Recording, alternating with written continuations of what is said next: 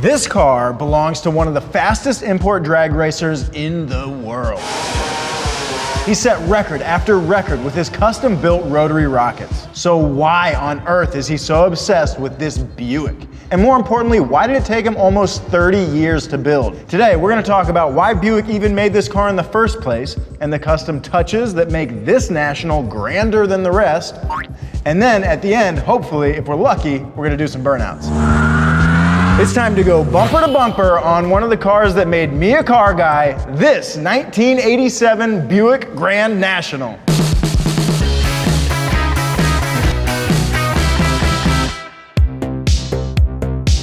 We can all agree that the Grand National is one of the sickest cars ever made. In fact, it might be one of the only cars that all car people can agree on. But when you look at it in the context of other Buicks of the time, it don't make no sense. It looks like a Buick, it smells like a Buick, but it doesn't quack like one. So why in the world did they make it at all? Well, way back in 1981, Buick won the NASCAR Manufacturers Cup with the Regal. Then, a year later, they did it again. You know what James always says, what wins on Sunday sells on Monday. So they made a limited run of high-performance Regals available to the public named after a NASCAR Cup series, the Grand National. The Grand National was only originally intended for a run of 100 cars. From the outside, they looked like any other GM car from the 80s, except it was painted a little bit more blacker. But under the hood, these things held a little secret, a 3.8-liter turbocharged secret. It's the engine, it's a V6 turbo, which in the 80s was not the norm. Buick had been experimenting with turbos in their race cars since the mid-70s, and they were one of the first American car companies to put a turbo on a production car. The standard 3.8-liter V6 in the Grand National was cranking out 245 horsepower and 355 torque. It was really rare that GM would make anything that would even come close to competing with the Corvette, so it makes it extra weird that they made this rectangle not only close in competition, but flat out better than the Corvette. It was built as the working man's supercar, which is something that I can really get behind. And just like a blue-collar working man, this car's appearance is understated. The only reason you would know this is a Grand National and not just any old Buick Regal is from these awesome Power 6 badges. I love them. Another thing that sets it apart also is the color scheme that Buick chose. Black grille, black trim, everything they could paint black, they painted black.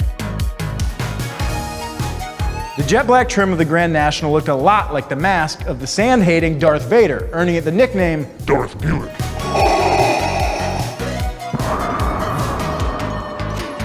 It was around this time in the late 80s when the owner of this car, Abel Ibarra, was attending high school. Maybe you've heard of Abel. He's a certified legend in the import drag racing world. He's set records with his Mazda R100, RX-2, and RX-8 and earned many titles, including Fastest Import, Fastest Mazda, and Fastest Rotary in the world.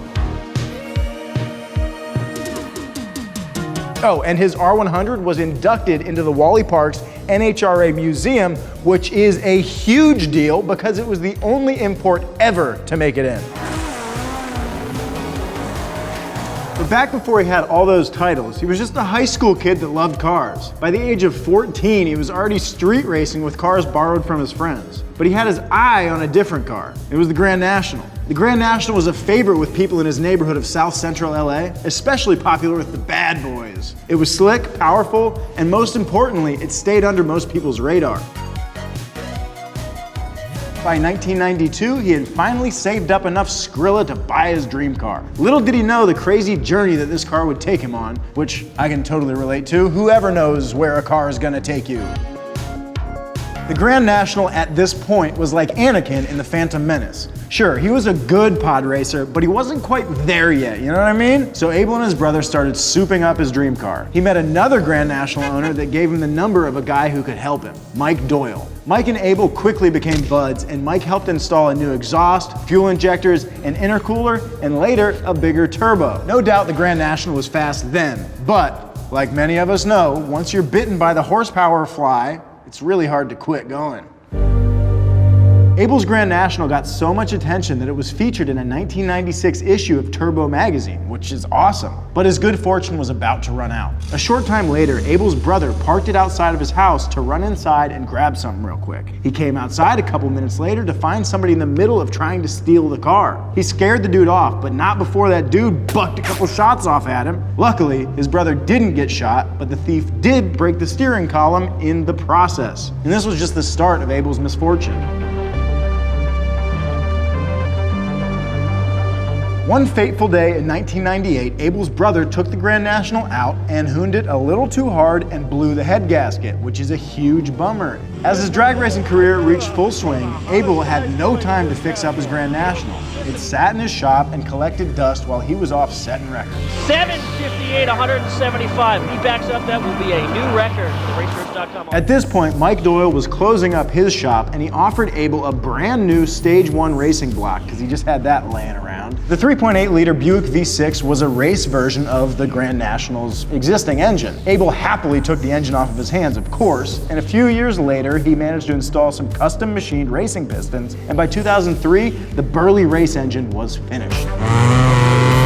By 2004, the new engine was actually in the Grand National, but not much else was. It sat for another 7 years, basically untouched. But what was he gonna do? He was off winning races and setting records. Every couple years, he'd find a little bit of time to go back to his dream car and tinker on it, tweaking something over here, adding a part over there, but it was never really the car he wanted it to be. The car at this point was kind of like Teen Anakin, but little did he know at the time it was about to turn into Darth Maul. While we're back here, let's take a look at a couple cool things in the trunk. Just a little tidbit for you. On any old GM car, there's gonna be 2 keys. The round ones for the doors in the trunk, and the square ones for the ignition. We'll use that one in a little bit.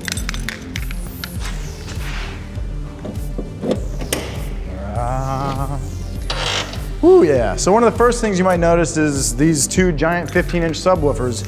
And I love a good stereo system, and this is installed in a way that makes me very happy. It's super clean, kind of OEM plus. The amps are built into the sides. There's a 12-disc CD player, which is amazing. And there's still room for like 2 golf bags. But other than that, in the trunk, if you're ever shopping for a Grand National, and I hope you are, check the sticker in the trunk. This is the identification sticker, and that's where you can look and check to find out if this is actually a real Grand National. And this one is. For better handling, they installed Hotchkiss sports suspension with custom upper and lower control arms, sway bars, the whole deal, which really brought this boat's handling into the 21st century in a big way. These wheels are 17 by 9.5 in the front and 17 by 11 in the rear. And to be honest, before I saw the car, I was thinking, HREs on a Grand National? I don't know. But now that I've seen it, I know. Apparently, Abel ordered these custom specifically from HRE's booth at SEMA in the late 90s. And he's not looked back since. And why would he? When you get something this right, you don't mess with it. So how does this setup compare to the Grand National pre-Y2K? Well, Abel took it to the dyno and it made 650 horsepower at the wheels, but they ran out of fueling. And you know you gotta squirt gas to haul ass. So then they installed a MagnaFuel 750, which is good for like 2,000 horsepower, but now the weak point is the drive shaft. So once they get the drive shaft sorted out, Abel thinks it's gonna be able to make about 900 horsepower. 900 horses out of a Buick V6 from 1987. You know what, let's go look at the engine. In 2018, inspiration struck Abel exactly 20 years after the head gasket blew. This was gonna be the year that he was gonna get his Grand National up and running. And not just running, but making serious power. And since so much time had passed, he now had 20 more years of tuning experience, which would make things a lot easier. Abel started basically from scratch, installing a custom billet crankshaft, billet rods, and billet main caps. In went a new precision turbo with a 76mm turbine. He upgraded the ECU to an Adaptronic M2000, and his buddy Greg Davis hand-built this custom intake manifold from sheet metal, and it looks nasty. The boys over at JMD Performance Tubing sent over the tubing for the exhaust, and Abel turned it from tubing into this sick dual exhaust system. The transmission is a period-correct GM 200-4R 3-speed automatic. But do you think he would just throw a stock transmission in this thing? Hecky nah. Abel and his crew rebuilt the entire transmission with custom billet parts to be able to accommodate all these extra horses he had just shoved into his engine bay. Oh.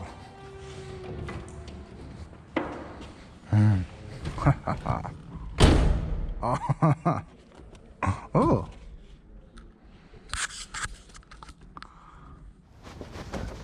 This thing's sweet. One thing they didn't touch too much was the interior. It's kind of like a time capsule and I love it. This is one of my favorite eras of car interior. This 80s ass interior makes me feel like I'm about to go do a burnout with my grandma, which she would probably love.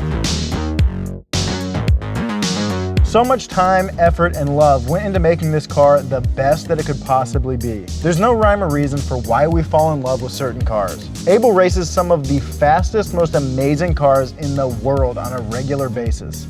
But this is his dream car. All right, let's start this bad Jody up. Part I've been waiting for. That's a fuel pump.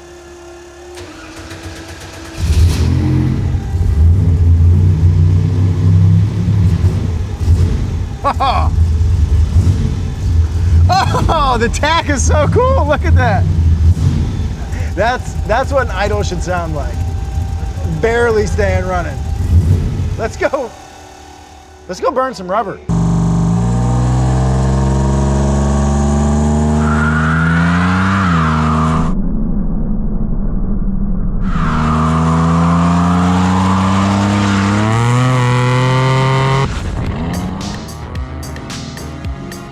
Huge thanks to Abel for letting us use his car. I'm absolutely in love with it. And a huge thanks to you, crazy sons of D's, for watching. It means a whole heck of a lot to me and everybody at Donut. Follow more of Abel's sick work on his Instagram at FlaccoRX8. Follow me at Zach Job and follow Donut at Donut Media. See ya.